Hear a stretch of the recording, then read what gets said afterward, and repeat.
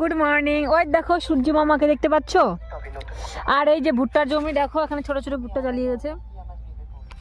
আর আমাদের কেমন লাগালাম।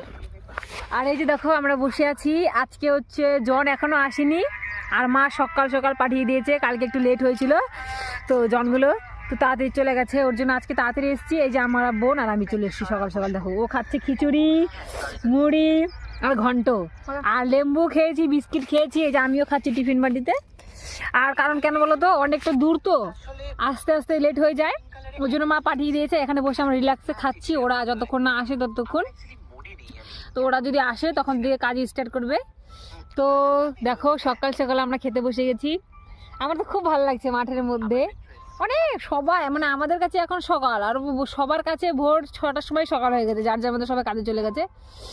তো যদি ভিডিওটা ভালো লাগে অবশ্যই লাইক কমেন্ট শেয়ার করো, আর খেয়ে নিই। হ্যাঁ, দারুণ টেস্ট লাগছে কিন্তু শীতের সময় মাঠের মধ্যে বসে বসে এরকম করে খাচ্ছি, ঘন্টা দিয়ে মুড়ি খিচুড়ি। তো চলো, যদি ভিডিওটা ভালো লাগে অবশ্যই লাইক কমেন্ট শেয়ার করো কিন্তু।